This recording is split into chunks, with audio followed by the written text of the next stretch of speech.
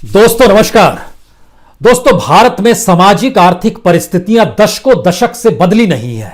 ऐसा नहीं है कि जो हाशिए पर पड़ा हुआ तबका था वो झटके में मुख्यधारा में शामिल हो गया, उसकी आय में बढ़ोतरी हो गई, वह रोजगार पाने लगा, वह शिक्षित होने लगा, वह भारत के तमाम पॉलिसी डिसीजन में शामिल होने लगा। जी नहीं, ऐसी कोई स्थिति नहीं आई है। लेकिन इन सब के बावजूद भी जो हाशिए पर पड़ा तबका था उसने भारत के अलग अलग क्षेत्रों में अपना योगदान भी दिया है और भारत की लोकतांत्रिक परिस्थितियों ने उन्हें अपने साथ जोड़ा भी है, यह भी सच है। लेकिन इन सब के बावजूद भी मौजूदा वक्त की वह कौन सी परिस्थितियां हैं जिसमें इस देश के खास तौर से मुसलमानों को यह लगने लगा है कि उन्हें राजनीतिक तौर पर इस तरीके से हाशिए पर ढकेल दिया गया है जहां लगता है कि यहां पर उनकी जरूरत ही नहीं है, या फिर वह दूसरे दर्जे के नागरिक के तौर पर जीने को मजबूर है। क्या वाकई ये हो रहा है?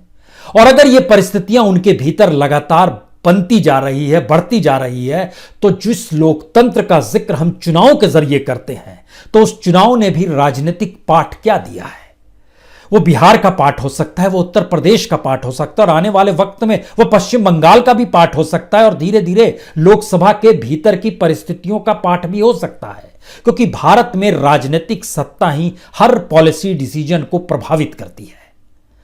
तो हमें लगता है कि आज परत दर परत परिस्थितियों को इसलिए समझने की जरूरत है क्योंकि भारत के भीतर मुसलमानों की तादाद कोई कम नहीं है। दुनिया के मानचित्र पर आप देखिए तो जितने भी मुसलमानों की जनसंख्या उसका लगभग 10 से 11% मुसलमान भारत में है। भारत की अपनी जनसंख्या का लगभग 15% मुसलमान भारत में है।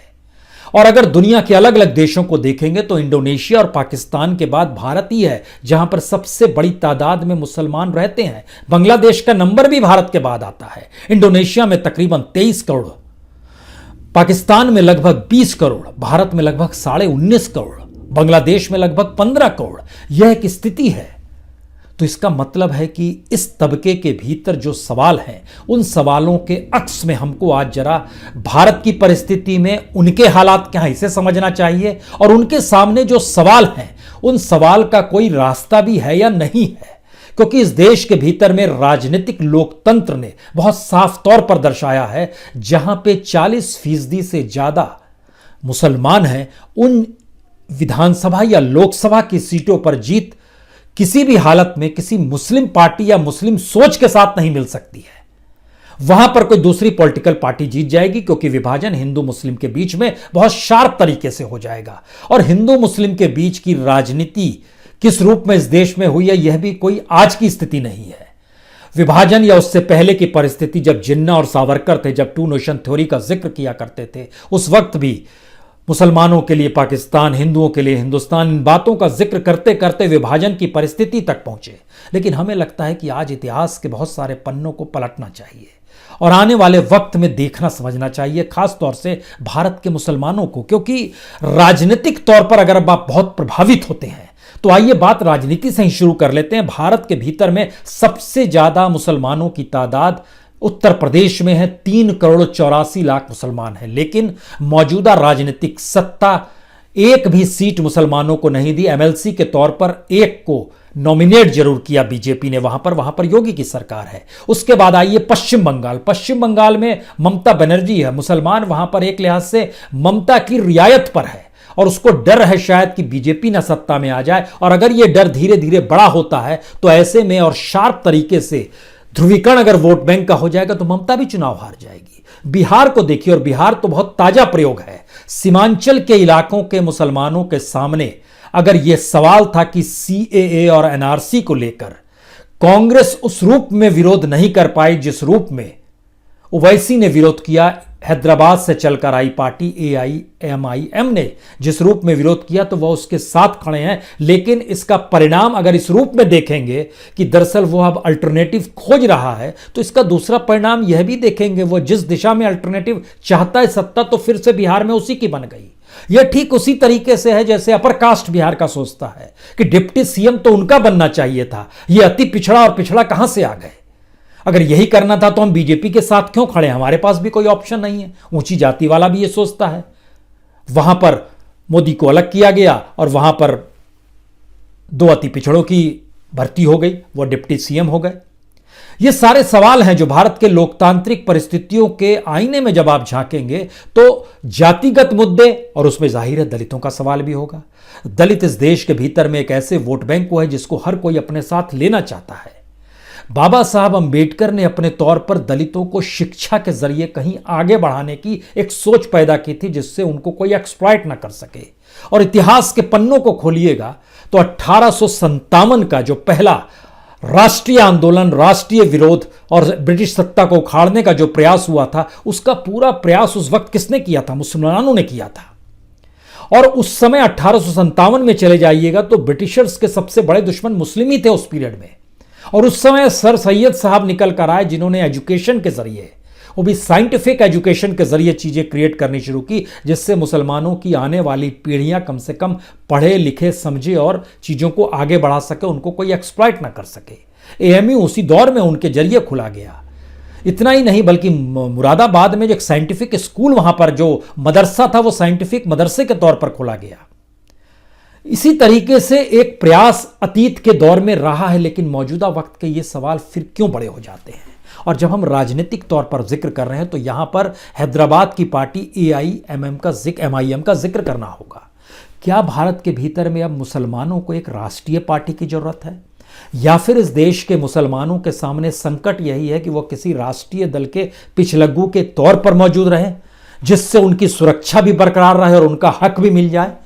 वो पीछे कांग्रेस के लगे रहे, लेकिन बीजेपी ने नए तरीके से जब अपनी राजनीति की शुरुआत की, हम नया तरीका इसलिए यहां पर कर रहे हैं क्योंकि अटल बिहारी वाजपेयी के दौर में फिर भी चीजें एक मॉडरेट थी। उस मॉडरेट के भीतर में अगर उस वक्त चले जाइएगा तो एचआरडी मिनिस्ट्री, उस समय एचआरडी मिनिस्टर मुरली मनोहर जोशी हुआ करते थे, उन्होंने भी मदरसे के आधुनिकीकरण को करने के लिए बड़ी तादाद में बजट बढ़ाया था। लेकिन मौजूदा वक्त में स्थिति दूसरी है। मौजूदा वक्त में जो एक हिंदुत्व के पीठ पर सवार होकर राजनीति के मिजाज को मौजूदा राजनीतिक सत्ता जीना चाहती है, उसमें उसके लिए पहली जरूरत है कि इस देश का मुसलमान हाशिए पर नजर आए, जिससे उस हिंदुत्व की फिलॉसफी को बल मिले कि देखिए हमने उसे ढकेल दिया। लेकिन इसके पीछे एक दूसरी परिस्थिति भी समझना चाहिए। टू नेशन थ्योरी की वकालत किसी भी रूप में आरएसएस ने उस समय नहीं की थी, हिंदू महासभा ने की थी, सावरकर ने की थी। और अब आरएसएस के भीतर भी सावरकरवाद जागा है। इस देश की राजनीतिक सत्ता में हिंदुत्व का लेप जो चढ़ाया गया उसमें भी सावरकरवाद जागा है। यह आरएसएस का जागना नहीं है, यह सावरकरवाद का जागना है। और इस आईने में जब हम देखते हैं, हमको लगता है 1951 में जब आप चले जाइएगा और समझना शुरू कीजिएगा कि भारत में उस समय जनसंख्या तकरीबन 36 करोड़ थी, जिसमें 3.58 यानी 3 करोड़ 58 लाख मुसलमान हुआ करते थे। आज की 2011 के आखिरी सेंसस जो अब तो 21 में होगा, 2011 के सेंसस में 121 करोड़ भारत की जनसंख्या थी और तब 17 करोड़ मुसलमान थे। 2019 का जो डाटा बतलाता है वो लगभग 138 करोड़ भारतीय हो गए हैं और उसमें लगभग 19 करोड़ 50 लाख मुसलमान हो गए हैं। और भारत के भीतर में आप अगर इतिहास के पन्नों को पलटिएगा तो मुस्लिमों को कोई खौफ खाने की जरूरत होनी नहीं चाहिए, क्योंकि भारत में राष्ट्रपति जाकिर हुसैन साहब, फखरुद्दीन अली अहमद, एपीजे अब्दुल कलाम, कौन किसने बनाया था? कौन थे उस समय? उस इंदिरा गांधी थी या फिर अटल बिहारी वाजपेयी थे जब कलाम साहब राष्ट्रपति बने? वाजपेयी जी आते थे, बीजेपी और आरएसएस से निकल कर आए थे। भारत के भीतर में मुसलमानों को जो पढ़ लिख कर आगे बढ़े, ऊपर में आए, उन्हें हाशिए पर नहीं ढकेला गया, मुख्यधारा में वे शामिल हुए। फिर भी अभी यह सवाल क्यों आ रहा है? हम इस पर आए उससे पहले हमको लगता है इस देश के चीफ जस्टिस ऑफ इंडिया, उनको आप देखिए, मोहम्मद हिदायतुल्लाह, याद कीजिए 1968-70 के बीच में वो थे। बेग साहब थे 77-78 में जब मोरारजी देसाई की सरकार थी। अहमदी साहब थे 94-97 जब पीवी नरसिम्हा राव की सरकार थी। अल्तमश कबीर साहब 2012-13, बहुत पुरानी बात नहीं है, मनमोहन सिंह के दौर में। इस देश के इलेक्शन कमिश्नर के तौर पर भी कुरैशी साहब की मौजूदगी रही है। जो राज्यों के मुख्यमंत्रियों में चले जाइएगा तो कई राज्यों में मुख्यमंत्री मुसलमान रहे हैं। राजस्थान के मुख्यमंत्री याद कीजिए बरकतुल्ला खान साहब 71-73 में रहे हैं। 73-75 में अब्दुल गफूर साहब, मेरे जिगर के टुकड़ों, ये शब्द उनके भाषण का हिस्सा होता था। वो बिहार के मुख्यमंत्री रहे हैं। कोया साहब जो थे वह केरल के मुख्यमंत्री रहे हैं। अनवर तैमूर साहब जो थे ये असम के मुख्यमंत्री रहे हुए हैं। अलीमुद्दीन साहब 73 से 74 के बीच में यह भी मुख्यमंत्री के तौर पर रहे हैं। फारूक साहब ये पुडुचेरी के मुख्यमंत्री और जम्मू कश्मीर में तो मुख्यमंत्री रहे हुए हैं। इसका मतलब है किसी भी क्षेत्र में, और कला के क्षेत्र में आप देखिएगा, बॉलीवुड के क्षेत्र में देखिएगा, चित्रकारी के क्षेत्र में देखिएगा, आपको एक से एक नाम मिलेंगे। फिर ये सवाल मुसलमानों के भीतर क्यों आ रहा है, और अगर ये सवाल आ रहा है तो उसका रास्ता क्या है, उसको किस तरीके से। इतना ही नहीं, जिस बात का जिक्र मौजूदा वक्त में ये कह कर किया जाता है कि मुसलमान मतलब देशद्रोही शब्द जोड़ दिया था। 1971 का वार याद कीजिए, उस समय deputy chief of air staff कौन थे? IH लतीफ़ थे, जो बाद में इस देश के चीफ मार्शल हुए गए थे, chief of the air staff हो गए थे। एयर मार्शल जफर मीर साहब को याद कीजिए 1971 वार के समय में। इतना ही नहीं, उससे पहले का वार 1965 का जो पाकिस्तान को लेकर वार हुआ था, उस पीरियड में आप चले जाइए, उस पीरियड में भी आपको अब्दुल हामिद साहब याद आएंगे। परमवीर चक्र से इन्हें सम्मानित किया गया।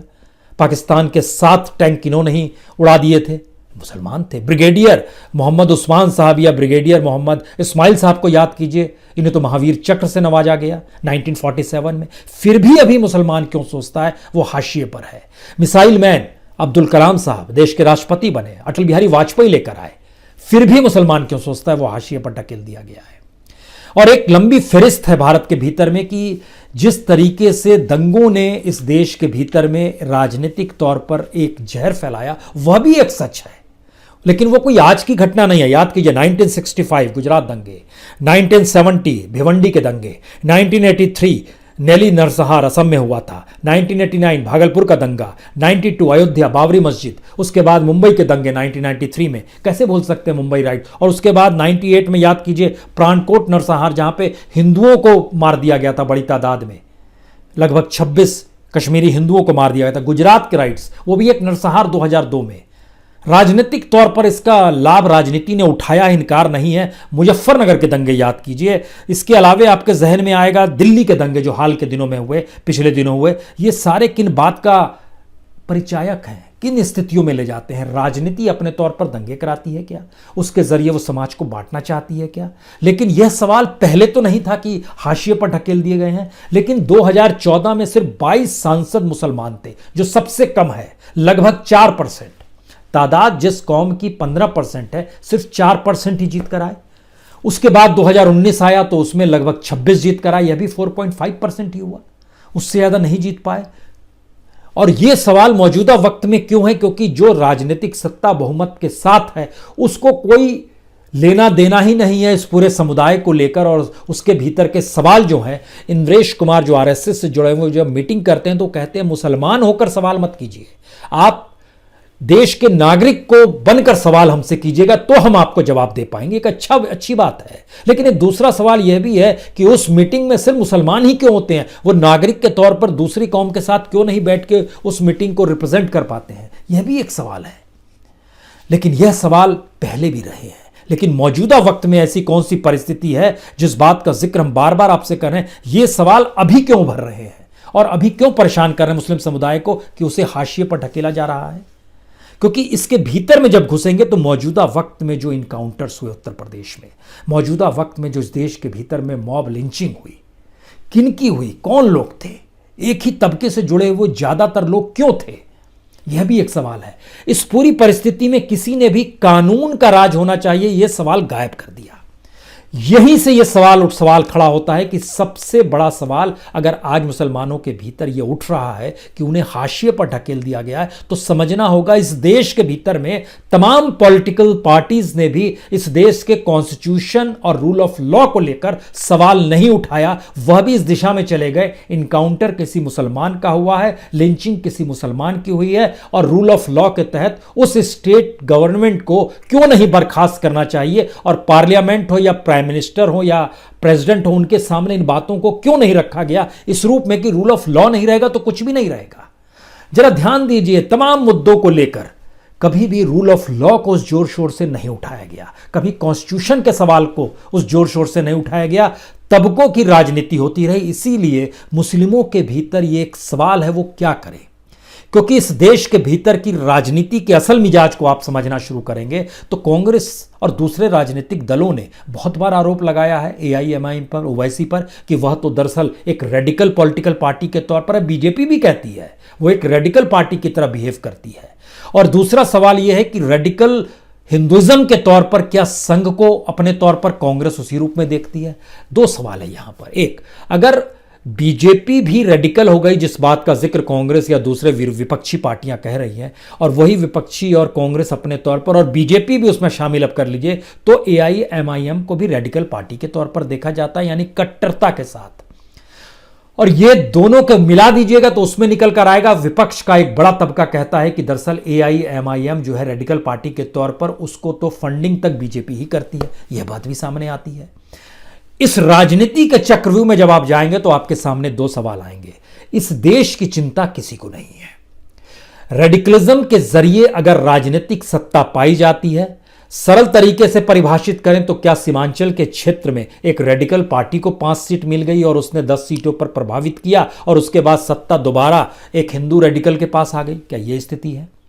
या फिर इससे हटकर है कि ये डेमोक्रेसी में तो सबको आगे बढ़ने की परिस्थिति रहती है और हर कोई आगे बढ़ सकता है, और एआईएम कोई पहली बार तो आगे बढ़ी नहीं, कई राज्यों में उसने सिविक इलेक्शन में शामिल हुआ है, चाहे वह कर्नाटक का इलेक्शन हो, चाहे वो महाराष्ट्र का इलेक्शन हो, उसकी एक लंबी फहरिस्त और सफलता रही है। हैदराबाद से निकली हुई पार्टी, हैदराबाद में तो उसने कई हिंदुओं को अपनी पार्टियों से टिकट दिया, मेयर बनाया।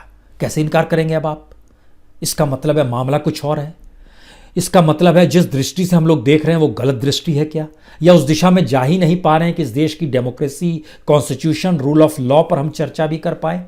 क्योंकि एआईएम को अगर आप देखेंगे तो उसने तो एक कैंडिडेट खड़ा किया था, हमें याद आ रहा है, भानुमति नाम के, और उसने कांग्रेस के मुस्लिम कैंडिडेट को मेयर के इलेक्शन में हरा दिया था। यानी मुस्लिम्स को ही हरा दिया एक मुस्लिम पार्टी के हिंदू वाली स्थिति ने। लेकिन दूसरा सच यह भी है कि भारत में मुस्लिम लीग नहीं चल पाएगी। मुस्लिम लीग तो पाकिस्तान चली गई, यानी इस देश के भीतर के में जो मॉडरेट भी होगा मुसलमान, वह भी नहीं चल पाएगा। उसको भी सुरक्षा और हक चाहिए तो उसको किसी पॉलिटिकल पार्टी के साथ जुड़ना होगा, अन्यथा उसका कोई अस्तित्व नहीं है। महाराष्ट्र में याद कीजिए 2012 में एआईएम घुसती है, कर्नाटक में 2013 में घुसती है, यूपी में 2017 में घुसती है। सिविक इलेक्शन में तो उसने 78 कैंडिडेट्स खड़े किए, 31 जीत कर भी आए। लोकसभा के इलेक्शन में महाराष्ट्र में उसको 1 सीट पर सफलता मिल गई। उस समय उनके साथ कौन थे? उनके साथ प्रकाश अंबेडकर खड़े थे, जो कि दलित पार्टी के नेता हैं। प्रकाश अंबेडकर उनकी आपस, और बिहार में क्या हुआ, मायावती साथ में खड़ी थी, उनकी कुशवाहा साथ में खड़े थे, इनका गठबंधन काम कर रहा था। इसका मतलब है कि जो जो तबके हाशिए पर हैं वो राजनीतिक तौर पर अपने रास्ते बनाने के लिए नए तरीके से सामने आना चाह रहे हैं। आना चाहिए, लेकिन इस नए तरीके से सामने आने की परिस्थितियों में जिन्होंने इन्हें हाशिए पर ढकेला, या जिस रूल ऑफ लॉ और कॉन्स्टिट्यूशन का जिक्र हम कर रहे हैं, उसे ही इस दौर में खारिज कर दिया गया, तो वही पार्टी फिर से जीत जाती है। तो करना क्या होगा? और पश्चिम बंगाल में भी क्या होगा? एआईएम बड़ी तादाद में वहां पर मुस्लिमों को प्रभावित करती है, क्योंकि मुस्लिमों की जनसंख्या के लिहाज से वेस्ट बंगाल की स्थिति तो कहीं ज़्यादा वो है। पश्चिम बंगाल के भीतर में 2,46,00,000, बिहार में 1,75,00,000 मुसलमान हैं, तो पश्चिम बंगाल में दूसरे नंबर पर आते हैं 2,46,00,000। और दूसरा पॉलिटिकल प्रयोग तो पश्चिम बंगाल में ही होने वाला है। 1 करोड़ से ज़्यादा मुसलमानों की तादाद इस देश के भीतर में उत्तर प्रदेश, वेस्ट बंगाल, बिहार, महाराष्ट्र और असम में है। केरल में 88 लाख मुसलमान है, जम्मू कश्मीर में 85 लाख है, कर्नाटक में 78 लाख है, राजस्थान में 62 लाख है, गुजरात में भी है, गुजरात में सिर्फ 55 लाख है। लेकिन जरा सोचिए, 55 लाख गुजरात के मुसलमानों को लेकर जो प्रयोग किया गया, वह प्रयोग 6 करोड़ गुजरातियों के नाम पर 2002 के दंगों के बाद से कैसी राजनीतिक हिंदुत्व की प्रयोगशाला बन गई, यह भी किसी से छुपा हुआ नहीं है। लेकिन इसका दूसरा सच यह भी है कि उस कल तक उसको वघेला अगर वहां पर थे, फिर वहां पर नरेंद्र मोदी का आगमन हो गया तो वघेला वहां से उठकर कांग्रेस में आ गए। वह भी तो आरएसएस से ही निकले हुए थे, तो फिर वो कांग्रेस के साथ क्यों खड़े थे और कांग्रेस उनको साथ क्यों खड़े की हुई थी? इसका मतलब है कि अभी भी कांग्रेस हो या दूसरी पॉलिटिकल पार्टी इस सच को नहीं समझ पा रही है कि लड़ाई भारत के भीतर में किस जमीन पर लड़नी है, और उस जमीन में कहीं भी यह मायने नहीं रखा जाएगा कि जो राजनीतिक सत्ता है वह जो गेम खेलती है उसी गेम में आप सॉफ्ट हिंदुत्व अपनाते हैं। सॉफ्ट हिंदुत्व में आप मंदिरों में जाते हैं, आपको जनेऊ दिखाना पड़ता है। यह राजनीति नहीं है, यह बहुत तात्कालिक समझ है जिसका इफेक्ट आने वाले वक्त में दूसरे कांग्रेसियों को भुगतना पड़ेगा।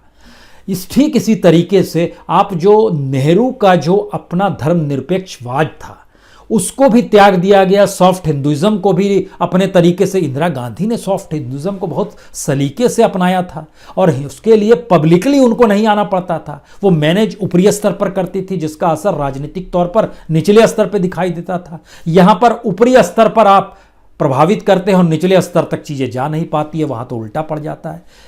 अब यहां से शुरू होता है कि आखिर वह कौन सी राजनीति है मौजूदा वक्त की, जिसने यह महसूस इस देश के भीतर में हर किसी को कराना शुरू किया है कि राजनीति ही सारी चीजों को देखेगी और राजनीति जो भी परिभाषित करेगी उसे आपको मानना होगा।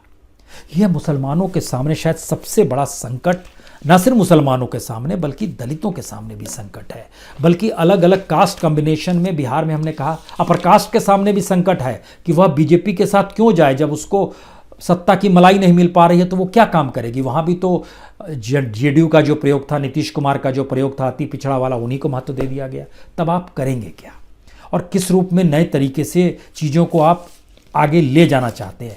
ये सारे सवाल इसलिए ज़्यादा महत्वपूर्ण हो जाते हैं क्योंकि हम लोकसभा और विधानसभाओं का अध्ययन इसी दौर में जब करना शुरू करते हैं तो पता चलता है कि जहां मुस्लिमों की तादाद सबसे ज़्यादा, इस देश की 67 सीट ऐसी है जहां 20-22% से ज़्यादा मुसलमान रहते हैं। लेकिन यह भी आपको जानकर हैरत होगी कि ज़्यादा सफलता वहां पर वैसी पॉलिटिकल पार्टी को नहीं मिल पाती है जो कि प्रो मुस्लिम हो या मुस्लिम तुष्टीकरण के साथ हो, बल्कि खुले तौर पर एंटी मुस्लिम होकर जो पहुंचती है उसको जीत मिल जाती है। मसलन इस देश में 29 सीट ऐसी है जहां पे 40% से ज़्यादा मुसलमान हैं। इस देश में 19 सीट ऐसी है जहां पर 30 से 40% मुसलमान है। इस देश में 48 सीट ऐसी है जहां 20 से 30% मुसलमान है। इन तीनों को जोड़िएगा तो 67 सीट आती है। इन 67 सीट में से 2009 में बीजेपी यहां 18 सीट पर जीती थी। 2014 और 2019 में यह 39 सीटों पर जीतती है, यानी 58% स्ट्राइक रेट है, जो किसी भी पॉलिटिकल पार्टी से इन इलाकों में ज़्यादा है जहां सबसे ज़्यादा मुस्लिम्स रहते हैं, मुस्लिमों की रिहाइश है। जहां पर सवाल यही है कि इन इलाकों में कौन है? जम्मू कश्मीर, उत्तर प्रदेश, बिहार, असम, केरल, पश्चिम बंगाल, हैदराबाद, लक्षद्वीप, यही वो इलाके हैं जहां पर इनकी तादाद, और वहां पर बीजेपी अगर 58-60% के स्ट्राइक रेट से जीत रही है तो इसका मतलब है कि मुद्दे वही चूज कर रही है। काउंटर में जो किया जा रहा है, जो विरोध किया जा रहा है, वह भी उसी का नाम ले रहा है जो बीजेपी की अपनी फिलॉसफी, आरएसएस की अपनी फिलॉसफी है। लेकिन यहां से बीजेपी और आरएसएस की फिलॉसफी तो 2009 में भी थी, तब स्ट्राइकिंग रेट इतना कम क्यों था? एक लिहाज से आप कहिए 10% स्ट्राइकिंग रेट क्यों था तब, या 15% क्यों था, या 20% तक क्यों गया? उससे ज़्यादा नहीं जा पाया। लेकिन अब तो ये 60% तक क्यों चला गया? मौजूदा वक्त में पिछले 6-7 बरस के भीतर में मुसलमानों को ये समझना चाहिए कि जो लड़ाई है वो दरअसल एक ऐसी स्ट्रक्चर के खिलाफ की लड़ाई है जिस स्ट्रक्चर ने क्रिएट किया है इस देश के भीतर में। मोदी है तो सामने कोई दूसरा नहीं है, सवाल ये लड़ाई नहीं है। उसने क्रिएट किया है कि बीजेपी का विस्तार है जो 2 सीट से चली थी और यहाँ तक आ गई है। जनसंघ के दौर में भी 1967 में चले जाइएगा तो 34 सीट थी और यहाँ तक चली आई। या फिर वो कहेगी कि कैडर बेस्ड पार्टी है, कांग्रेस तो कैडर बेस्ड पार्टी भी नहीं है। देखिए वो जब जब विपक्ष में जाती है उसके पास कैडर नहीं है, चीज़ें बिखर जाती है। और बीजेपी के पास कैडर है तो 24/7 63-65 डेज सत्ता में नहीं रहने पर भी उसका कैडर काम करते रहता है। मौजूदा वक्त में कैडर वाकई सबसे कम काम कर रहा है जब वो राजनीतिक सत्ता में है। लेकिन फिलॉसफी ये भी नहीं है। सवाल है कि इस देश के स्ट्रक्चर को उस रूल ऑफ लॉ से हटाया गया, उस कॉन्स्टिट्यूशन से हटाया गया, उन इंस्टीट्यूशन से हटाया गया जिसके जरिए इस देश के भीतर में एक चेक एंड बैलेंस चल रहा था। सवाल यह नहीं है कि मुसलमानों की एक पॉलिटिकल पार्टी होनी चाहिए, सवाल यह भी नहीं है कि उनकी एक राष्ट्रीय पार्टी होनी चाहिए, सवाल यह भी नहीं है कि AIMIM आने वाले वक्त में एक बड़े अल्टरनेटिव के तौर पर उभर आए और क्या वो अपने वोट को दूसरी पॉलिटिकल पार्टी में शिफ्ट कराने की हैसियत में भी आ जाए, तब आप क्या कीजिएगा। सवाल यह नहीं है। सवाल यह है कि रेडिकलिज्म और स्ट्रक्चर को अपने अनुकूल करने के बाद इस देश के भीतर के जो सवाल है वो सवाल आप तक आएंगे ही नहीं, क्योंकि इस स्ट्रक्चर का मतलब है कि आर्थिक तौर पर सारी चीजों को अपने हाथ में ले लेना। हम लोग बार बार जिक्र अडानी का करते हैं कि 2000% बढ़ गई उसकी नेटवर्थ, इतना बढ़ गया, उसके पास पोर्ट है, उसके पास बंदरगाह है, हवाई अड्डे है, रेलवे भी चला जाएगा, पावर सेक्टर भी चला जाएगा, रिन्यूएबल एनर्जी भी उसके पास जा रही है, चीज़ें सिमट रही है और एक दो प्लेयर्स इस देश में बचेंगे जो पूरे देश की इकोनॉमिक परिस्थितियों को अपने हाथों में ले लेंगे। तो ये कहना आसान है कि वो हाथों में ले लेंगे तो क्या हुआ। सवाल यही है कि राजनीतिक सत्ता इसके बाद जैसे चाहेगी, जिसे चाहेगी उसे उस हाशिए पर ढकेल देगी और पॉलिटिकल पार्टीज अपने तौर पर कुछ काम इस रूप में नहीं कर पाएगी जिस रूप में इससे पहले एक प्लेइंग फील्ड होती थी।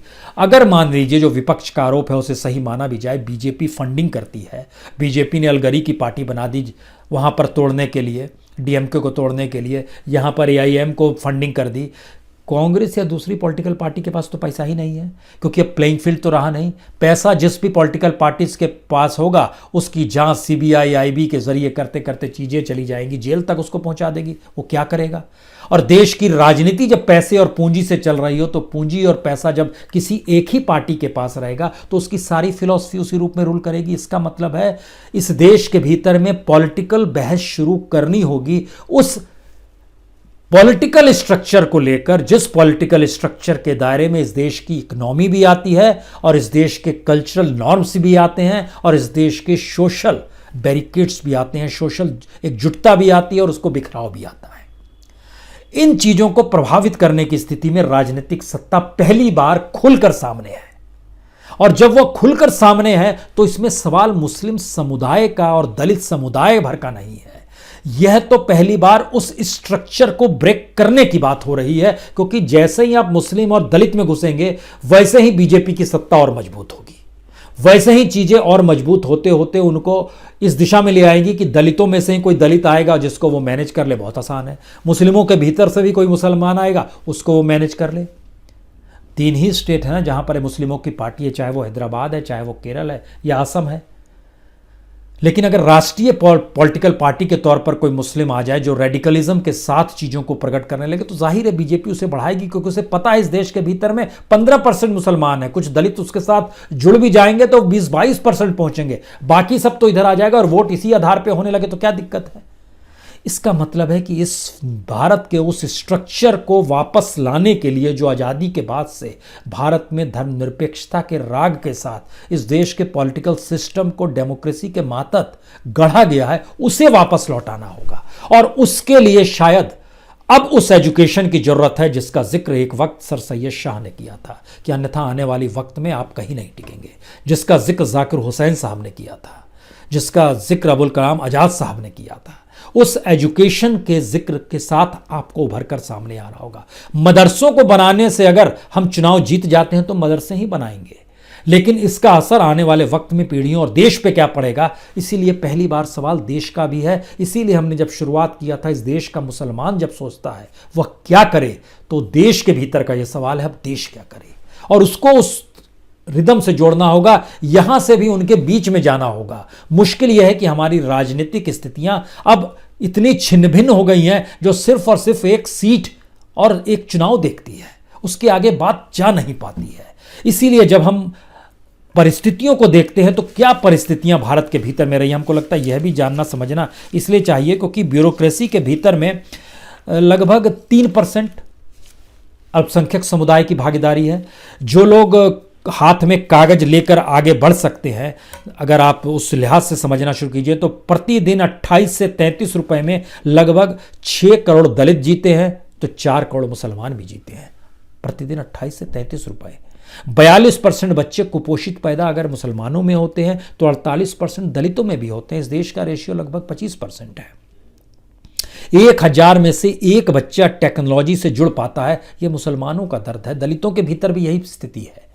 1% से ज़्यादा क्लर्क और प्रोफेशनल्स की नौकरी नहीं पा पाते हैं उनकी अपनी कौम के भीतर में से। लेकिन सवाल है जब तक हम एनालिसिस इसी रूप में करेंगे, जो सच्चर कमेटी 2006 में जब उसकी रिपोर्ट आई सामने, अलग अलग माध्यमों से आई, तो उसमें इस बात का डर था कि दलितों से भी बुरी स्थिति इस देश के मुसलमानों की है, और इस देश में मुसलमानों की राजनीति उसके बाद जबरदस्त तरीके से आगे बढ़ गई और मुस्लिम तुष्टीकरण की फिलॉसफी शुरू हुई। लेकिन सवाल है, इस देश की स्थिति नाजुक है, इस बात का जिक्र भी तो होना चाहिए। मुसलमान कोई इस देश से इतर तो नहीं है, दलित कोई इतर तो नहीं है, ऊंची जाति वाला कोई इतर तो नहीं है, यादव कोई इतर तो नहीं है। ये बात अब देश से जोड़ने की होगी, क्योंकि सवाल देश के उस स्ट्रक्चर का है जिसमें राजनीतिक सत्ता ने इस देश की मीडिया पर, इस देश के इंस्टीट्यूशंस पर, इस देश की जुडिशरी पर, और जुडिशरी को सवाल उठाने चाहिए। फेक न्यूज है, रॉन्ग न्यूज है, सारी चीजें इस देश में परोसी जाती है, ऊपर से लेकर नीचे तक हर जगह वो चीजें चलती रहती है, और उन्हीं से प्रभावित होकर हमारे जहन में सवाल आता है, अब हम क्या करें। यही सवाल मुसलमानों को बार बार डरा रहा है, लेकिन उनको ताकत उस दिन मिलेगी जिस दिन वह सोचेंगे यह देश क्या करे और अब देश को कैसे खड़े करना है। सवाल एक ऐसी राजनीति को पैदा करने का है। बहुत बहुत शुक्रिया, बहुत बहुत शुक्रिया।